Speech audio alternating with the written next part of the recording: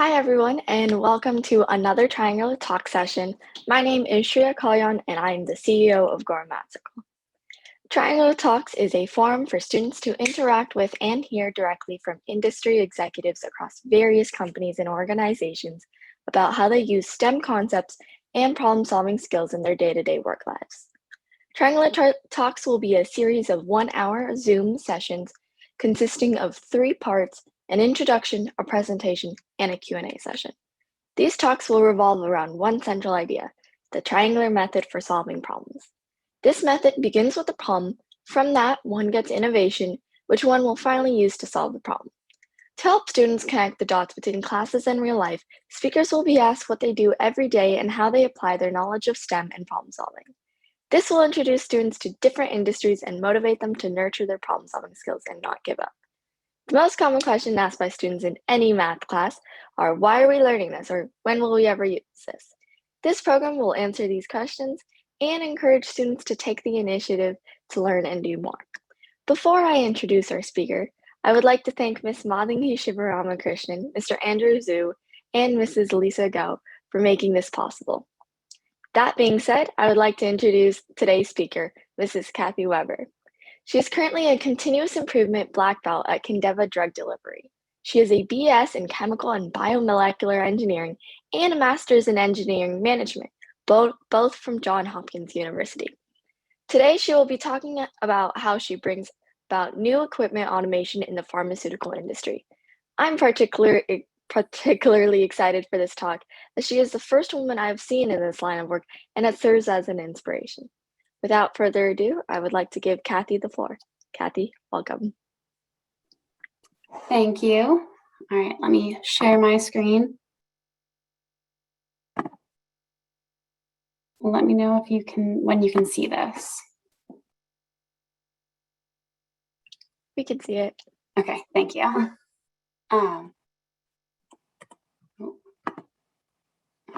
Okay. So yeah, like you said, my name is Cathy Weber. I did go to Johns Hopkins University for both undergrad and grad school.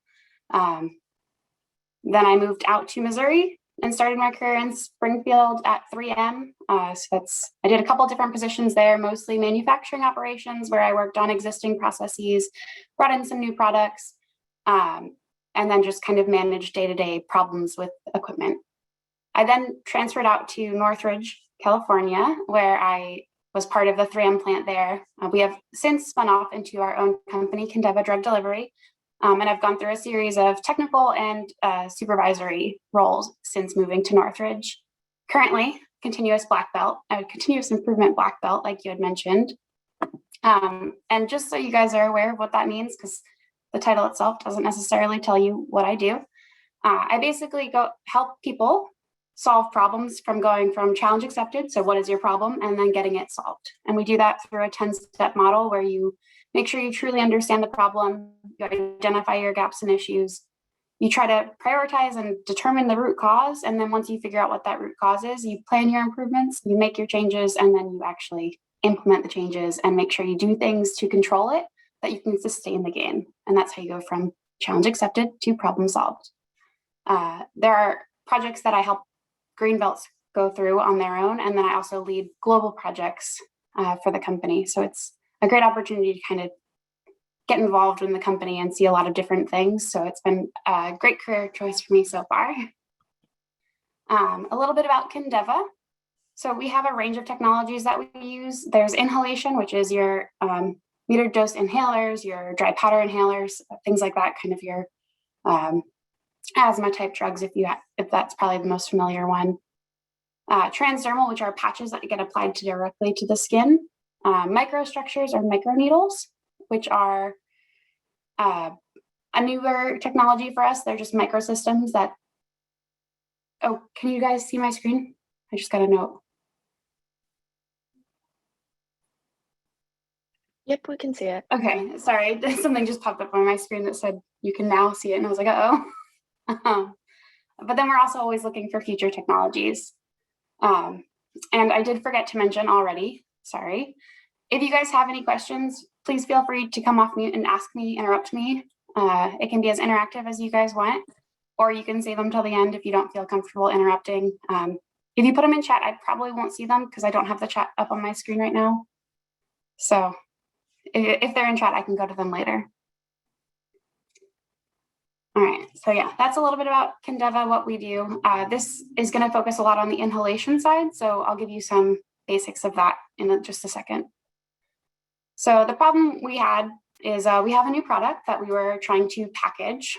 The existing line is really manual. It can lead to a lot of injuries because repetitive motions. You can get a lot of strains, shoulder strain, ergonomic type issues.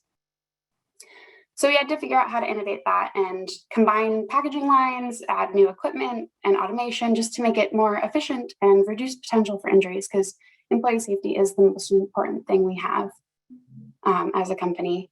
And then the solution is being able to actually effectively and efficiently package a brand new product on a new line.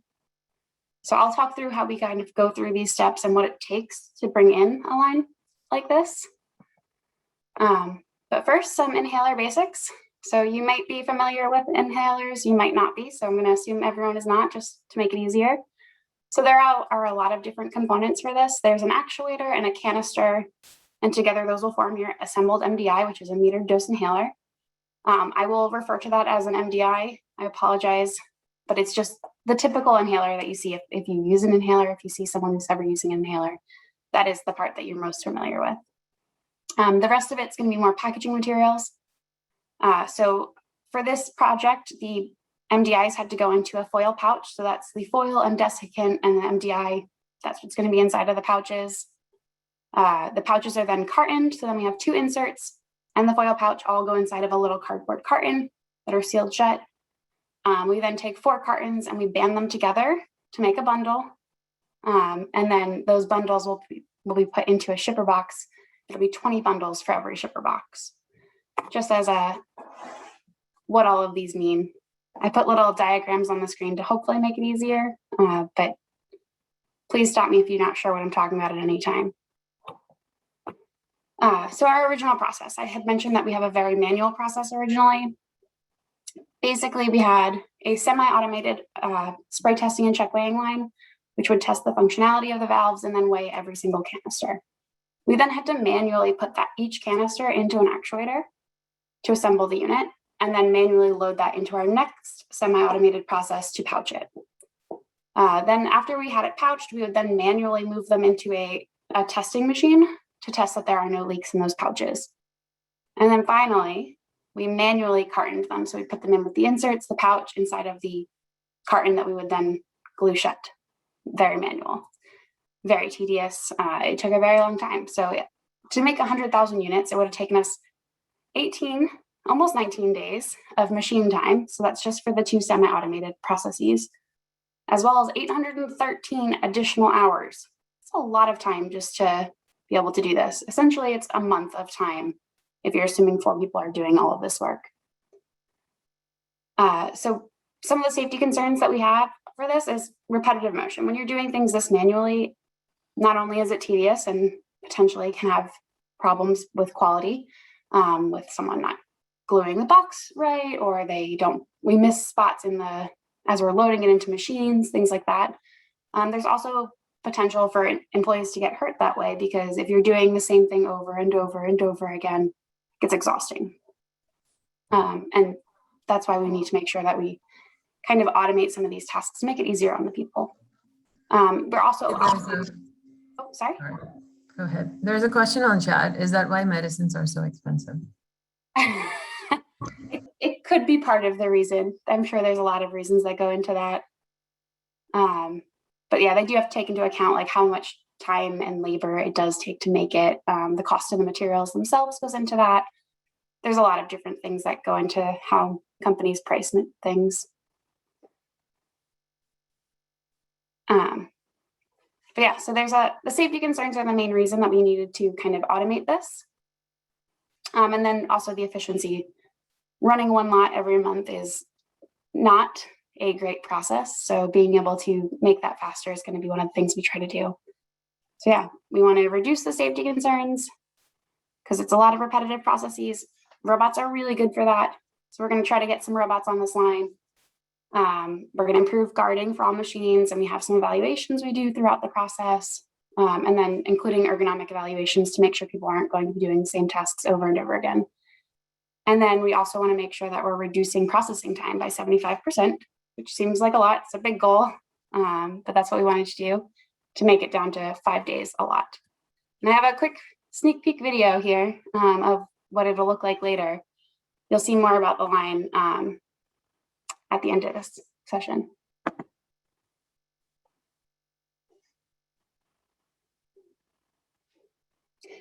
So these are just a couple of the machines that I'm just little snippets of videos I have that are going through different things, and I'll kind of cover it later as we go through the whole line, just so you guys can see what type of automation I'm talking about. This is one of the flow wrapper machines that we have that I will talk about a little bit more detail later because it can cause quite a few problems. And this is the cartoning. So these machines run really fast at 150 parts a minute, and we have to make sure the line can keep up.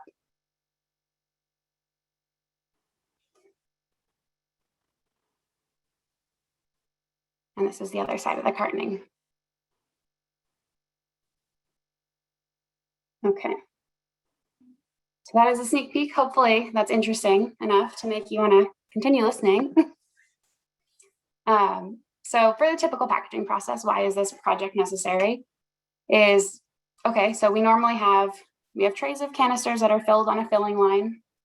These trays come into the packaging line. We then put them through a spray tester where we functionally test every single unit. And then we label the canisters with the product's information. So whatever product it is, dosage, things like that. And then lot code and expiration date are printed on there.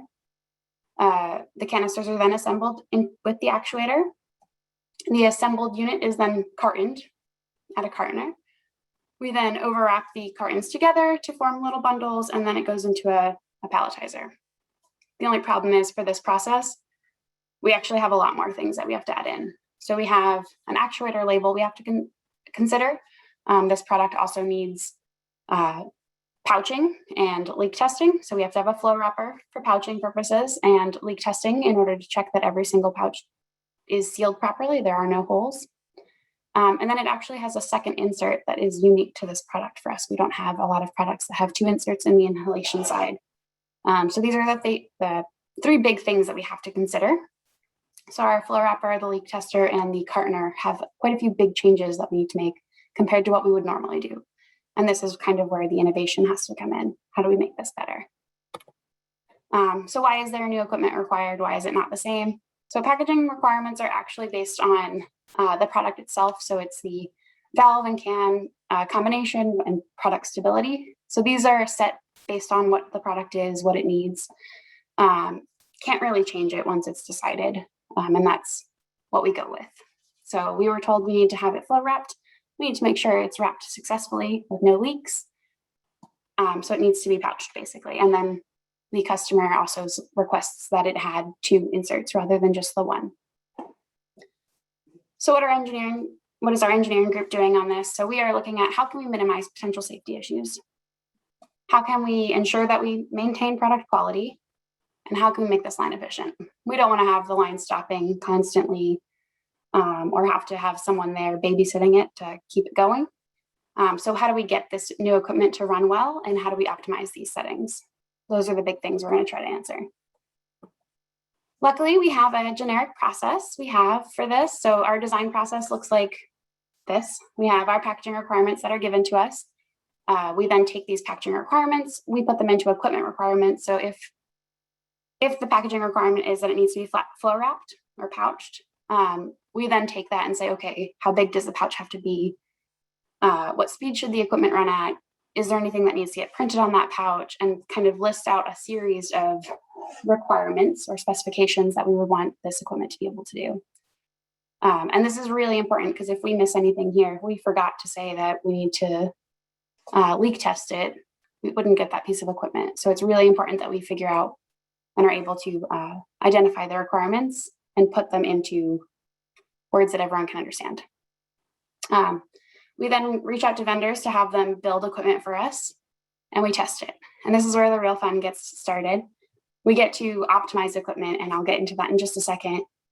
and really see what happens when you tweak certain things or change how we run something. So it gets to be really exciting and a lot of fun, actually. And after we do all that testing, we then install the equipment, qualify the equipment, and get to start off with our commercial product. So optimization. So this is where you get to kind of use your problem solving, kind of think about things logically and what you can do better. It's really observational and thinking about what can go wrong. So we have a spacing conveyor between the flow wrapper and the leak tester. And normally it's great.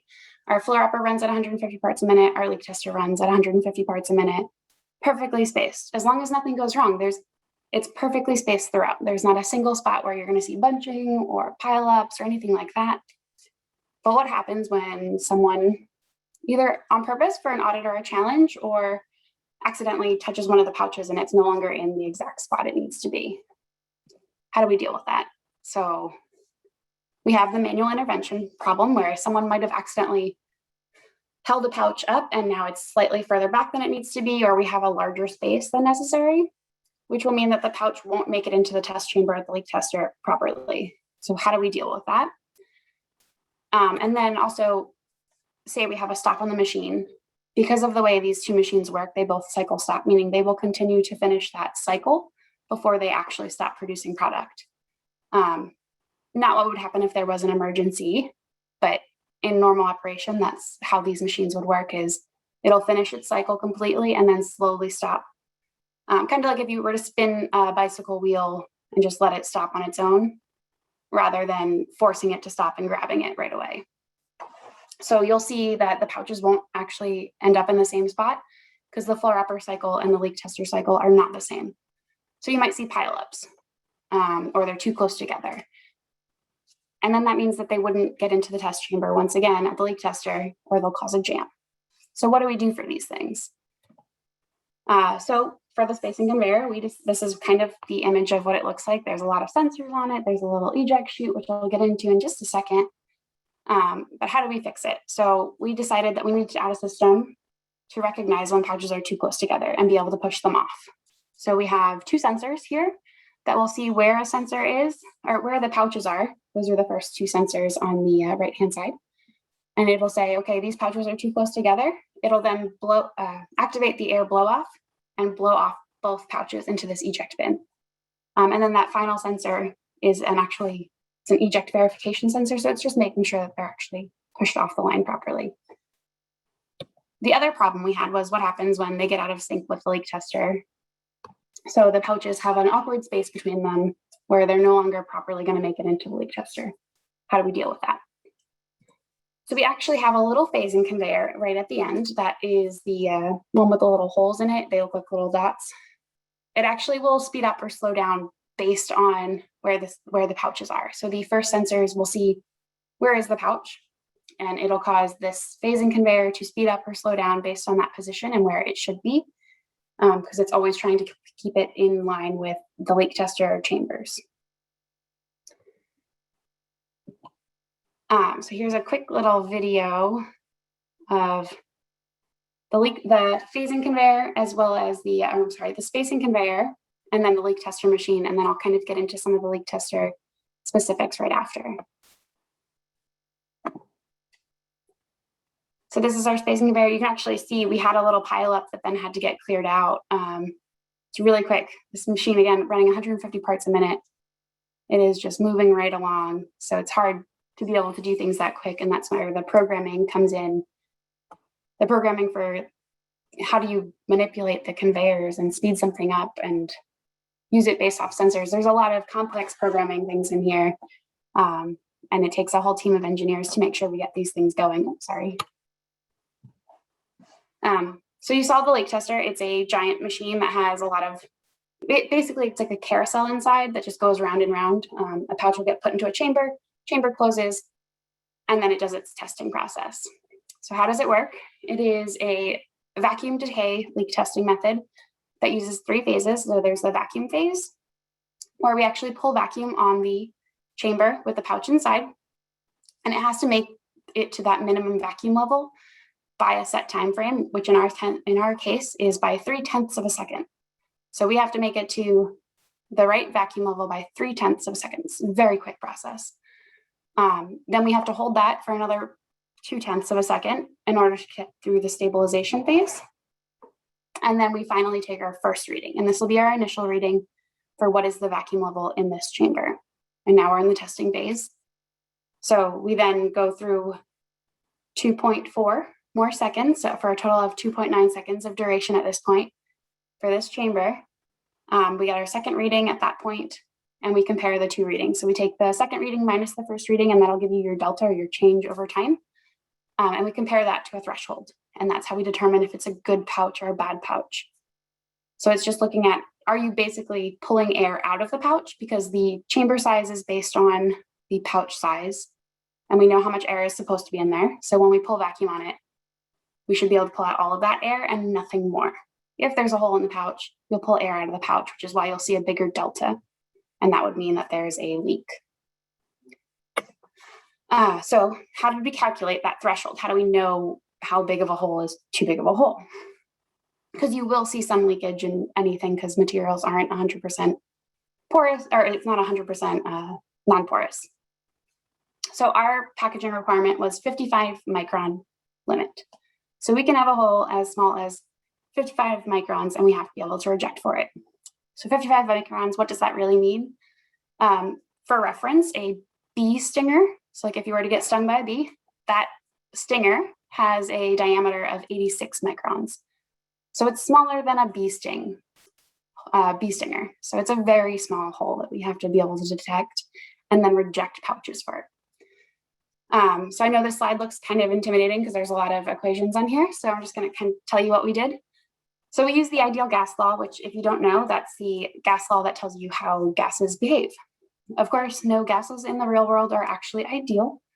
So it's kind of an estimation of how they behave with real gases.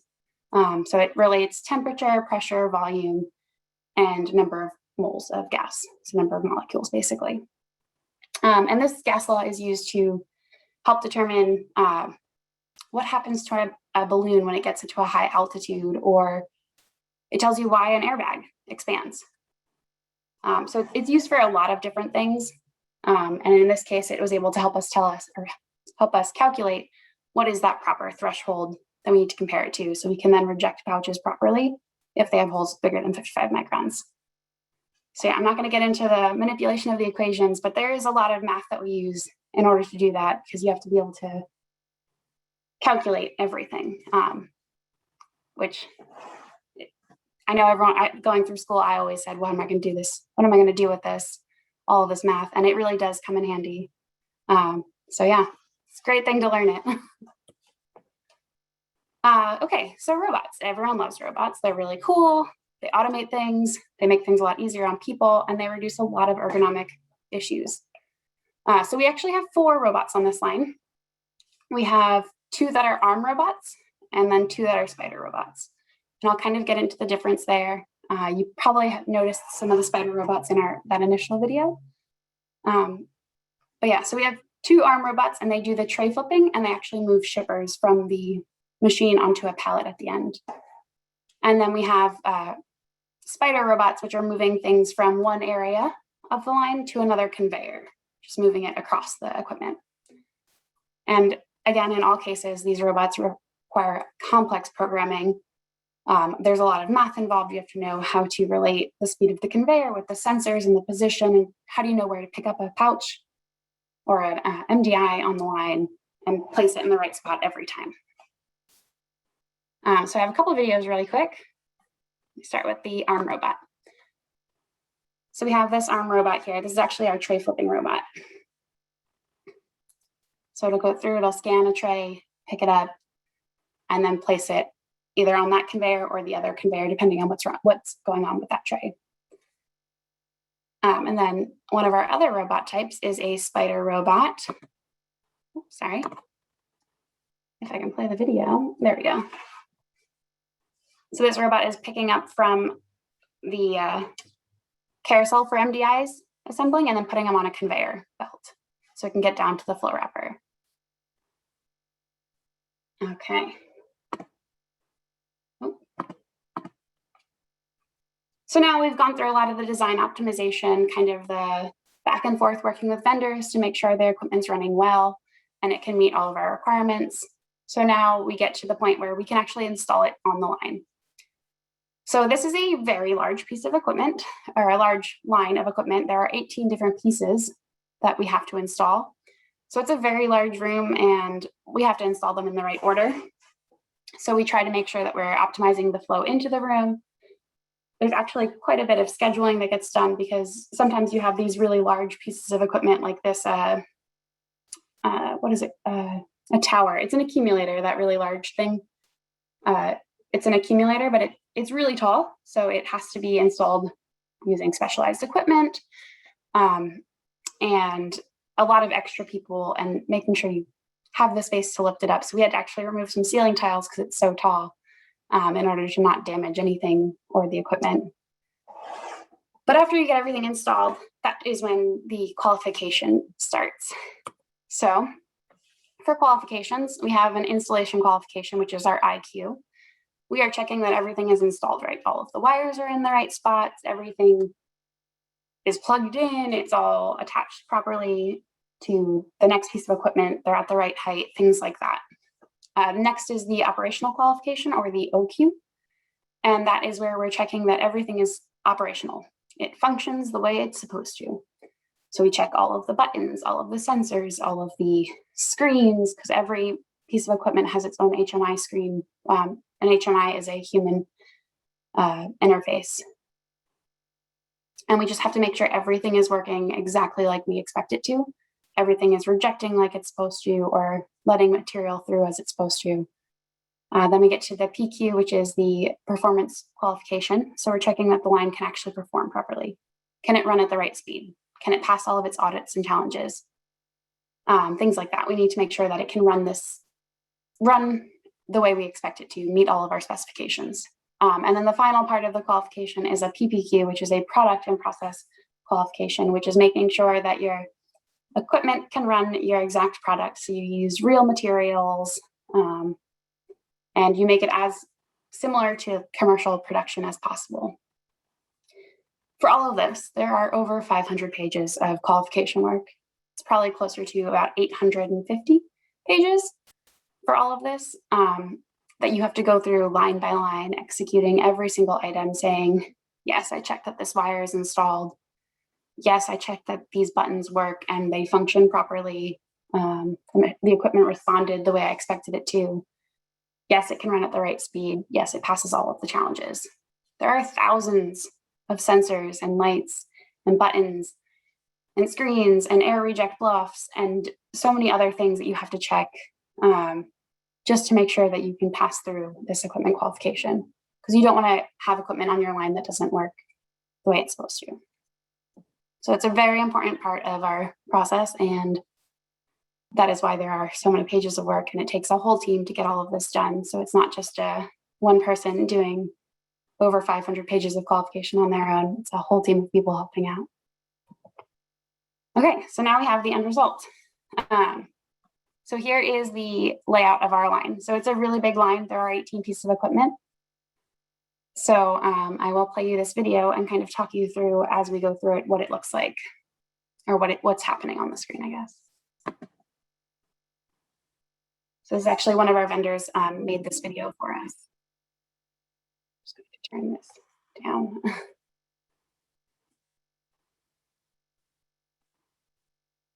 So yeah, they're outlining the whole line. Like I said, 18 pieces of equipment. It's a very large line. Most lines only have 9 pieces of equipment. But yeah, this is going to start with the tray unloader. So it's actually looking at the arm robot that you saw a little bit earlier and how that functions. So it's lifting up trays from the pallet, putting them onto this conveyor. It actually flips the trays over and then pushes the tray through, and the robot will pick the tray back up and put it on the other pallet. The canisters will then continue down the line onto this conveyor so that they can go into the spray tester. It leads right into this, and this is functionally testing every single valve, making sure that it does function properly.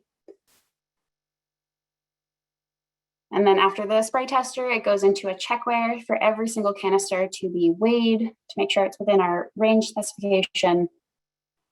Anything outside of the range, either overweight or underweight, will get rejected.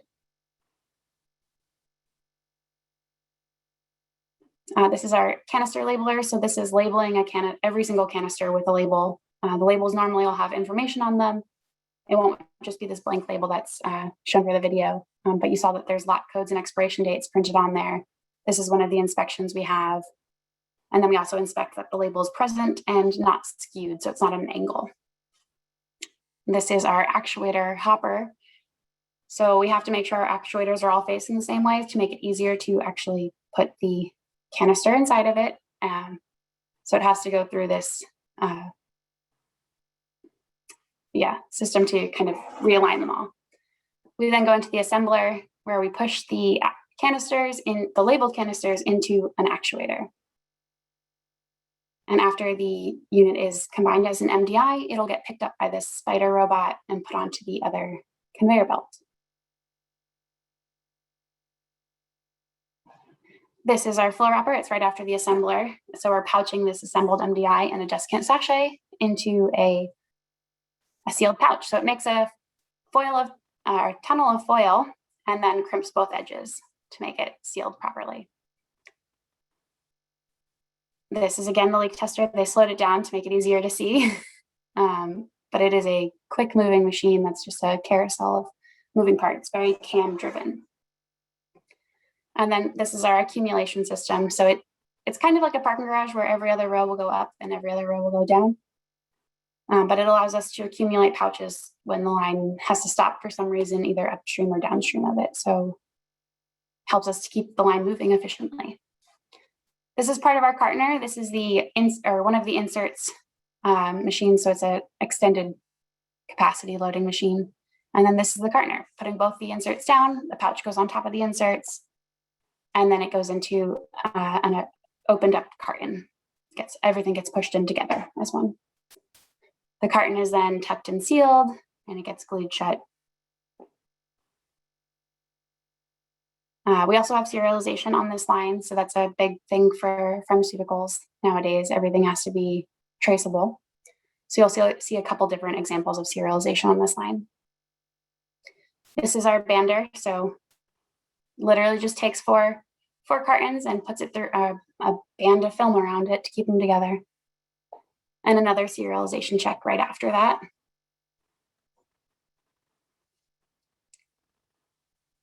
And then we get on to the case packing.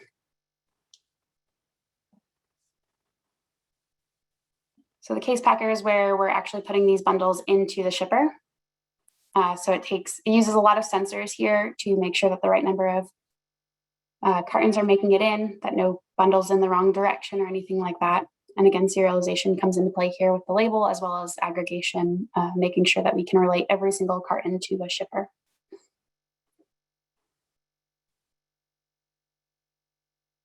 And then the palletizing robot is the second arm robot I promised that we had on this line.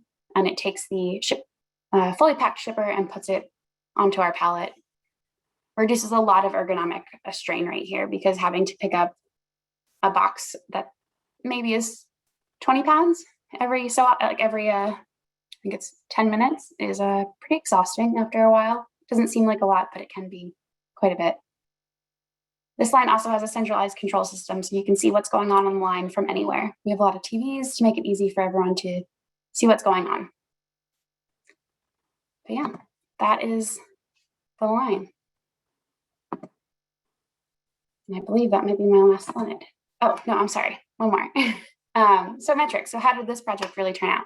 So we have 18 equipment modules, thousands of sensors, buttons, and all sorts of other things we had to qualify, and 4 robots. It took a year and a half of planning, designing for the installation. There was 3 months of installation time, so a whole team of people came down from Minnesota to help. We had folks from California come over and help, from all over California trying to help us with this. And then we had at least 12 people working on this at any given time. And the end result is we did greatly reduce the potential for injury for employees. And we had an 85% reduction in processing time because the line is capable of completing a lot much quicker than we had planned. So very successful. It was great to be part of this team. And yeah, I am open for questions, and it looks like you guys might have some. So let me see if I can open the chat up.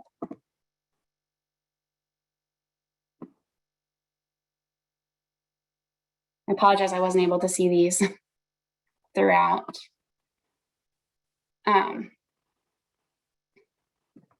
So I was asked, if they run this fast, is it possible that they sometimes miss 1 or 2 cartons? So we actually do check to make sure that we don't miss any components when we're doing cartons. And I might not be answering your question exactly, so let me know if I'm not answering it. But there are checks to make sure that we don't miss anything inside of a carton. So I said we have 2 inserts into pouch that go into every carton. We actually check to make sure all those components are there, and we challenge the equipment throughout to make sure that we don't miss anything. Sometimes the robot might not, the robot might not put a pouch in every single spot, and it's just based on how the equipment's running. So the robot has to pick up 3 pouches at once for the cartoner, and then it'll place 3 at once. It won't pick up 1 and then put it over. It waits to have all 3. So the cartoner will still continue to run while it's waiting for the other pouches to come over if there's a delay for some reason down the line. And then the next question was, oh gosh, sorry, too far. How often do you replace or upgrade the equipment? Do you replace it when a new machine comes out, or do you buy or do you only buy it and replace it when it's fully broken? So that's actually, there's a whole team of people who look at how companies go about doing that. So we have folks who look at what is the right time to replace equipment. Is it when parts become obsolete? Because equipment is very expensive.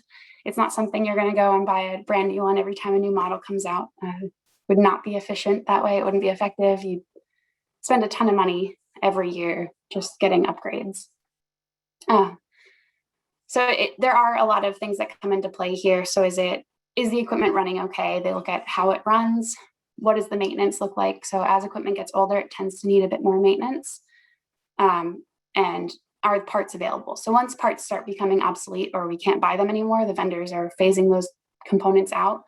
That's when we start looking more into replacing equipment rather than trying to maintain it at that point. All right. And again, please speak up if I'm not answering your question fully. How long does the whole process take? So yeah, it's quite a long time. So there's over 1.5 years of planning and designing for the installation. And that doesn't take into account the part where they're working on creating and formulating all of the new products that we work on. So there's a lot of behind the scenes R&D type stuff that we work on with our partners in the pharmaceutical industry to make sure that we have good processes and good products coming down the pipeline. How is the speed of these machines determined? Is there a certain sweet spot that you determine through testing? So we actually decided to put it in our specification in the beginning that we wanted it to run at 150 parts a minute. So that was one of the things the equipment had to be capable of, which is kind of odd because you might not expect that to be how it works, but we knew we wanted the machine to be able to run very quickly because you can always slow it down and you can troubleshoot slower. So you can run it at half speed and be able to work on problems and then bring it back up to a faster speed once you get through it. Because problems will come up all the time as you're working in manufacturing. It's the excitement of the day-to-day. We call it firefighting, where you're working on just keeping the line running and making sure things are moving properly, trying to reduce the downtime we have from it. We did make sure that all the equipment could run, and as we went to every vendor who was making a different piece of equipment for us, we had to make sure that they could run at the right speed and maintain quality. And if they couldn't, then we would then work with them to optimize it. And that's kind of some of the stuff, the optimization work that I talked about earlier. That's where a lot of that comes in. How do you deal with these unpreventable leaks? So that's why we do the leak testing, is because foil isn't completely non-porous. Things will get through it, and we have to be able to account for that in stability. So we have to say, if there's a hole bigger than 55 microns, we have to know that that size leak will be detected and be able to reject it. So we automatically, that as the pouches go through the leak tester, it will automatically reject anything that fails the vacuum decay. Just to make sure that we're not sending anything out to the market that has a hole bigger than 55 microns. So it's part of our testing. When we're qualifying the equipment, we make sure that the equipment doesn't let things through with bigger holes, or it will poke holes in things. Sometimes we'll tear them open to challenge it, just to make sure it doesn't get through. And the machine actually has a calibrated leak function where it will put a plate inside the chamber, basically, and it'll test that the vacuum reading sensors are basically working as expected. That's one of the challenges we do throughout the process to make sure that it works, and that the equipment can properly detect leaks.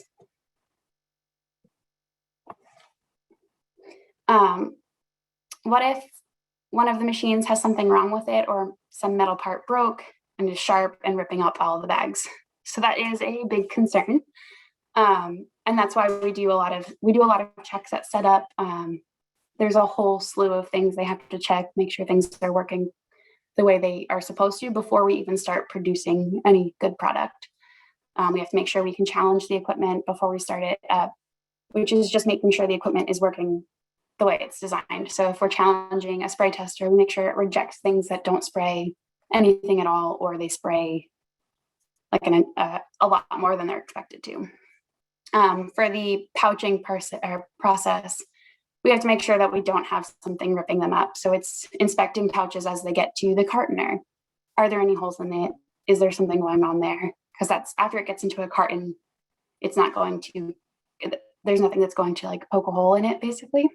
So making sure that we're kind of inspecting it, and then we, as we set something up, and then as we go through the actual processing, we also continue to do audits and challenges throughout.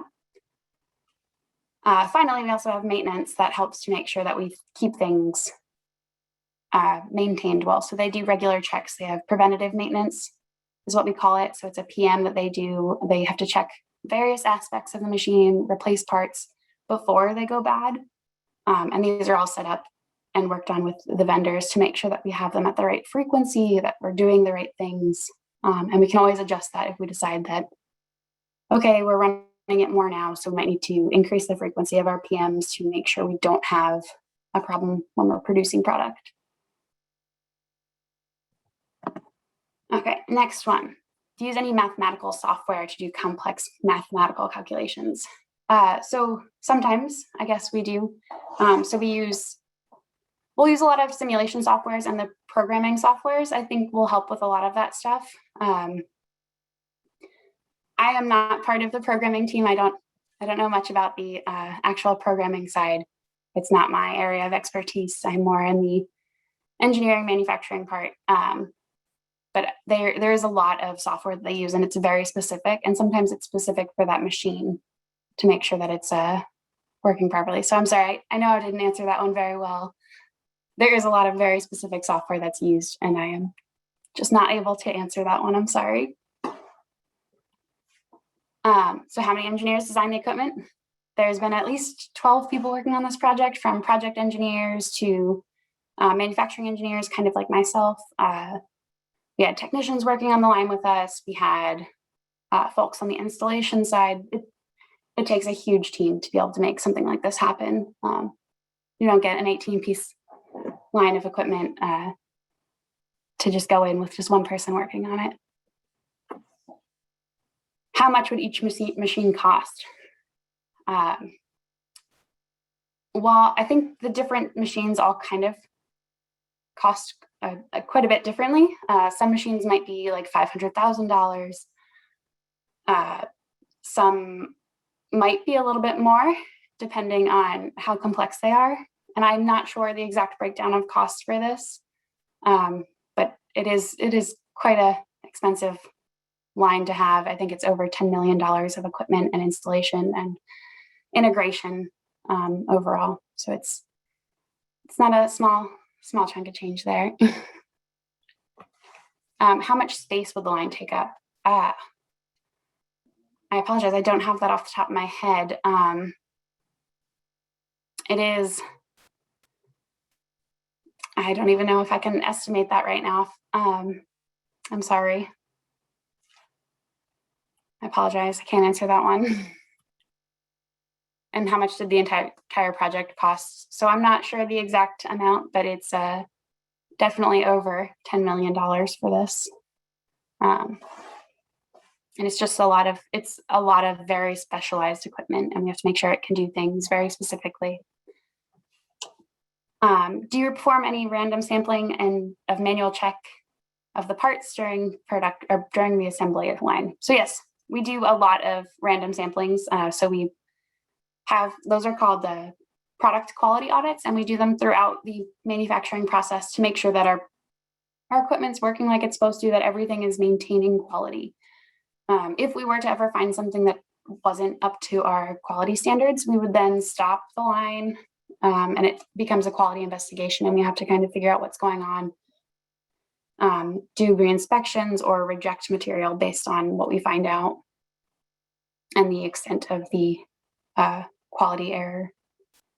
But yeah, there's a lot of in-process checks throughout the line, and we are constantly checking that the equipment is working properly by doing challenges. It's every so many units that run, then we have to do a challenge on the equipment to make sure it's able to reject and accept product in the right way. What parts of the process are monitored by humans?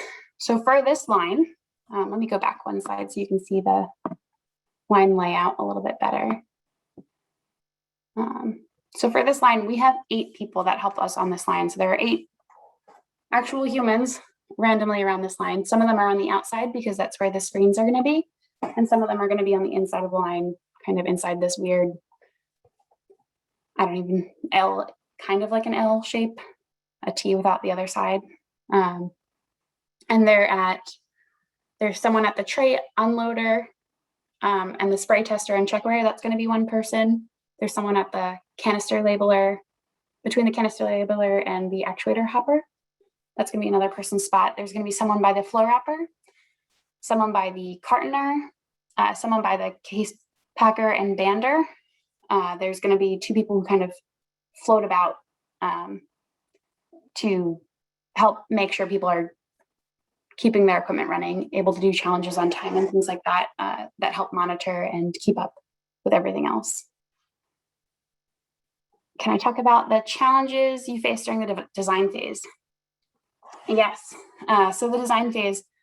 So when we're thinking about what the equipment needs, sometimes you can get too specific and you can say, I want it to run at 175 parts per minute, but there's no equipment possible, or there's no equipment that we can find that can do that at this point. So we actually had wanted the line to run faster at one point, and that's, we actually found out that the leak tester is the rate limiting step. Because 150 parts a minute, there are 16 chambers. They're almost moving at 10 full rotations of that carousel every minute, which that's not, we can't really get any faster than that, so it's not going to work. We had limitations on how fast we could run it, and just being able to work with the vendors of the equipment to figure out how we can overcome some of those things. Making sure if we have different material coming in. So we always use test material when we're making the equipment lines, kind of going through that design process. We have test material that we use, and sometimes that test material isn't exactly the same as the material we get when we buy product specific material, and that itself can cause problems. So we had a print problem where it printed fine on the test material, but when you started using the real material, you could suddenly just wipe the print right off, which defeats the purpose of printing if you can wipe it off. So we had to figure out how to kind of fix that after we already got the equipment in. So sometimes there's things you don't catch in the design phase. Despite your efforts to try to figure out everything that can go wrong, there are some things that you just don't expect it to happen, and then they go wrong, and you have to use problem solving and troubleshoot as you go and just try to do your best while you're trying to start up the line. Okay, so the next one, if this assembly line is broken for some time, is the production going to stop, or do you have a second assembly line as backup? So if this line goes down, we have to stop. We do not have a secondary line for this product to package it on. So if this line goes down and it's an order, or if it's an order we need to get out quickly, we will do everything we can. We'll pull in maintenance. We have the engineers out there to try to get this line back up and running. If it's a broken part, we will normally try to expedite it coming in from the vendor or the supplier of that part, because there are a lot of things that can happen. That with this much of complexity in machines, there's a lot of things that can go wrong, and eventually they do go wrong. So we try to make sure we have spare parts on hand for as much as we can, but we don't always have that capability to foresee everything that goes down. So when it has gone down, while we need to get an order out, and we just do our best to kind of get it back up as quick as we can. I think I'm missing a couple. Did it use a lot of risks and like trial errors because the machine is so fast? So yes, we as we're going through this, we have to kind of figure out what are the risks and make sure that we account for them, and we make sure that we still are maintaining, well, first, that the equipment is safe and that we are maintaining product quality as we go through these. So there are tons of trials, hours and hours of trials, countless weekend days there, trying to make sure that before we finished the qualification steps that we were getting equipment that could run properly. Sometimes it's exhausting, but it's also really great when you can see something and say, oh, now it's running. Like we got it running good. Everything's green. So being able to kind of feel that sense of accomplishment when you actually get something that's struggling in the beginning, to be able to get it to go it's awesome to feel that and see the team as we get through that. And you learn so much about the equipment as you continue to run it. So we are in no way experts on this right now. Even though I helped install it, there are still a lot of things that it'll take time for us to learn it. We have to spend a lot more time running it, kind of understanding the equipment. Because yeah, it is really fast and it's really hard to see everything that's happening. As you look at it, it's hard to tell how many sensors or what the sensors are doing if you don't know and you don't read up on it. The next question I have is, what inspired me to do this job? Oh, that's a good one. So I actually had no idea what I wanted to do when I was looking to go to college. I knew I really liked math and science, specifically chemistry. I just thought they were really cool and really interesting, and I always kind of liked to see what happens when you mix things together. My favorite one, I think, was in elementary school. Someone gave us like cornstarch and water, and I don't know if you guys have done this, probably. Well, when you mix cornstarch and water, when you stir it, it kind of gets thicker. It's a shear thickening liquid. So when you're stirring it together, it gets thicker and you can kind of like hold it. But when you drop it or put it down, it kind of puddles out. And kind of seeing things like that and like understanding that was what drove me to chemical engineering. And then after I was in chemical engineering in college, I decided I wanted to know how things are made. So I wanted to go work for a company that actually makes products that I can apply my chemical engineering skills to. And I ended up with 3M in an adhesives plant. So I was making a lot of glue and sealants. And then I transferred to the now Candeva facility where we make pharmaceuticals. And the pharmaceutical aspect, you get to help make people's lives better. So we're trying to make drug products for people to help them. And being able to do that, it's a great feeling, and I can help make products more efficiently, which then can help with costing overall. So potentially helping people save a little bit of money on things that could save their life. So pharmaceuticals, it's a really great spot to be working in. When I was in adhesives, you don't really get that same sense of I'm doing this to help people. So being in the pharma world, it's a nice opportunity. The next one. If it is not right, when we're designing it and building the equipment, do you restart? So the answer for that is kind of complex.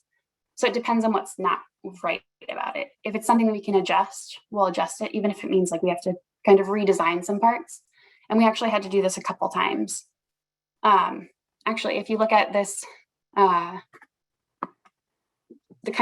holding spot on this video, that circle of black little holders for the actuators, we had to redesign them 4 times because they had too much give and like the actuator could rotate too much and the canister wouldn't make it in properly. Then the label wasn't getting applied properly. So they're that yellow foamy cylinder, I guess I'd call it, is actually just pressing the labels onto the actuators, making sure that they stay on there.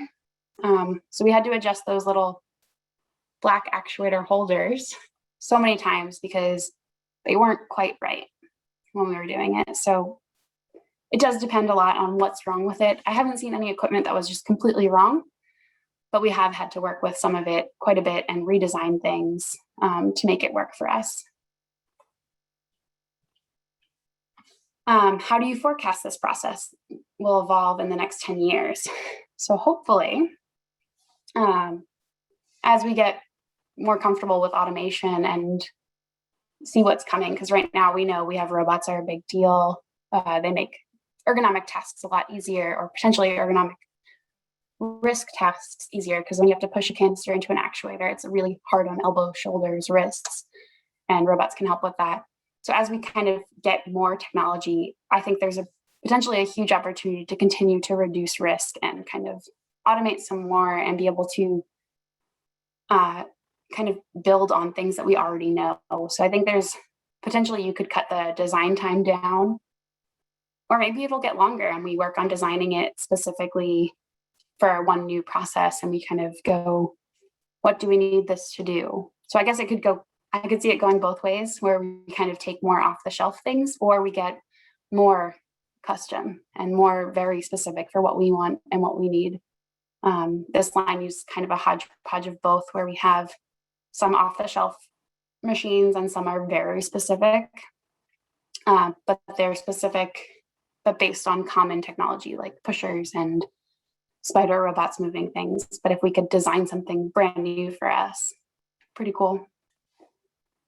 Can I explain the overall time of 3 days? Is that from tray unloading all the way to palletization? So the timeline of 3 days is based on what the line is capable of for a lot size of 100,000 units, basically. So 100,000 actual MDIs going through the line. It'll take 3 days to get it from everything in trays of filled canisters to everything palletized as shippers. So it's the whole process for an entire lot should be about 3 days if everything's running smoothly, which is a big if, because everything working exactly the way you think it will at once it's hard when there's a lot of machines. If you have a 1 machine operation, it's really easy to kind of get all those things in a line. But once you have 18 pieces, there's a lot of things that can go wrong, like I had mentioned before. What is the highest amount of parts that can be held in one assembly line? I am actually not sure. It's probably on the order of like 10,000 parts on the line at once, because it is a very large line. There are a lot of different spots where we have holding kind of quantities. Like we have a spot that can accumulate pouches. We have spots that can accumulate canisters, whether they're labeled or unlabeled. So yeah, I'd probably say it's around 10,000 order of magnitude. Is your company doing research in developing drugs also, or is it more in the automation and equipment development? So Condeva does actually partner with other companies to kind of develop new drugs. There's a lot of that on the research and development side. So there's a whole part of our company that works on that. And it's a great area. They're working on new technologies, new kind of all sorts of new things, not only just do inhalation products. So yeah, there's a lot going on there. Can you please share about your experience in Johns Hopkins University? What is your advice for kids who want to get into Johns Hopkins? Okay, so yeah, I did go to Johns Hopkins, and I am from the East Coast. I loved it. I'm from New Jersey, so going to Johns Hopkins, it's Maryland, it's not too far. I loved Baltimore as a city. It's a great place to kind of learn a lot. So at Johns Hopkins, I was chemical engineering. I also was on the swim team, so it gave me an outlet outside of school to kind of focus on and not get so stressed, kind of a stress reliever. I highly recommend, no matter where you go, you find something that works for you to relieve some stress, because college can get pretty stressful. As you go through classes, especially if you feel like you're not doing well or you're struggling with something, sometimes it's nice to just kind of take a break, go do something. For me, it was go to swim practice for a couple hours and then get back to it, try to figure it out. And then I highly recommend you find people who you can work with, because group work, I mean, yes, when you have to do group projects, sometimes it can be hard because getting everyone in the same room at the same time is hard. But being able to study in groups is, for me, it really helped, especially if I didn't understand something. It would help for someone else to kind of explain it differently, because sometimes you can read it in the book and completely understand exactly what's happening. For me, in the distillation class and thermodynamics classes I took, that's how it was. I read the book, I understood it, just clicked for me for some reason. But that doesn't work for everyone, and it didn't work for me for all my classes. So physical chemistry for me was a tough one. And I had to work with my friends in the classes to kind of make sure I understood it and could pass the class and do all of my homework assignments and all of the pop quizzes and things like that. Yeah, and then I also took some kind of fun classes. They're like the outside of my major classes, like just as like a break. So I took positive psychology, which I think was an amazing class for me, which basically is how I learned that I need to stop and take a break. We had classes where sometimes our class was, okay, class today is you go outside and do something fun. You didn't have to do it with the class. It could be going to bake cookies. I'm pretty sure I did that a couple times as my class assignment. But it's really like making sure you take the most out of college. It's find what you like and then just find the people who can help you be successful at it. But yeah, I really enjoyed Johns Hopkins. It's a great school. But yeah, any other questions from anyone? I think there was probably one question that you probably addressed previously. Does the company do a final check before shipping in case the machines miss something? And I think you addressed it previously, Cathy, but if you want to quickly address that, we can go into the wrap up. Yeah, so we do have checks at the end as well. So before we actually send any product out, we have a lot of reviews that have to be done. So not only do we check it on the line as like a final product quality audit of the shipper, so we check that the cartons aren't damaged, everything looks fine, the shippers look good before we sign off on any pallet. We also then review all of the paperwork to make sure we didn't miss something in the setup that could have caused a defect in the line. So there's a lot of checks that I didn't even go into. But nothing is just checked once in pharmaceuticals. It's always a lot of checks and a lot of balances to make sure we don't miss anything. Wonderful. Thank you so much, Cathy, for that excellent presentation. We're a few minutes over, so I'll try to be short. No, not at all. I mean, it just speaks volumes to how engaged the audience was, and there was a lot of questions coming. So I didn't feel that, I didn't feel like interrupting, and as you can see, people are still on. So thank you so much for the excellent and engaging presentation. Very engineering heavy concepts and very insightful. Thank you so much. And the complexity of the system is frankly mind-boggling, and it's very impressive. And I think you kind of alluded to it earlier during the presentation as well. I was awestruck to see the robotics, mathematics, engineering, and technology that all came together to enable the problem that we're trying to solve. And for the audience, and you can see that a lot of the things are coming through chat, so I want to echo that. And for the audience, you may recall the first presentation that we had was about new product discovery in pharmaceuticals, and today's presentation is about scaling, right? And this is not just limited to pharmaceuticals. Scaling is even, the cornflakes presentation that we had, right? If you see boxes of cornflakes sitting in the shelves, all of that is scaled through manufacturing. And how do you produce a product and scale it without losing the quality and the essence of the product, right? So I think that's a critical piece. So it was really helpful to learn about that today. And in today's presentation, the problem statement was, how do you, increase the operational efficiency and reduce the number of days to production while improving safety as well as, not losing out on quality, and how do you use all of the different STEM concepts to enable doing that? And I also thought it was interesting. One of the nuggets at least I picked up along the way was the importance of setting goals, right? So, there was an aspirational, okay, we need to reduce processing time by 75%, right? And then of course, Cathy shared that they actually exceeded that goal and got to 85% reduction, which is awesome. But it's important to sort of have a number that you aspire to so that you can sort of, design the solutions or potential solutions around it. And we also learned a little bit about, or a lot of mathematical concepts, the ideal gas law, and actually engineering concepts as well. We also learned a little bit about, outliers and how do you use that to maybe accept or reject, right? So simple things like greater than or less than a threshold, or even standard deviations that are being used that you might all be learning in your day-to-day. So really reinforce the theme and the essence of these triangular talks to sort of help students connect their, what they're learning day to day with, what is happening in real life. So thank you so much again, Cathy. And I'd be remiss if I didn't, also express my thanks again to Andrew and Lisa for enabling the talk today. So thank you all very much for your attention today, and have a great weekend. Bye.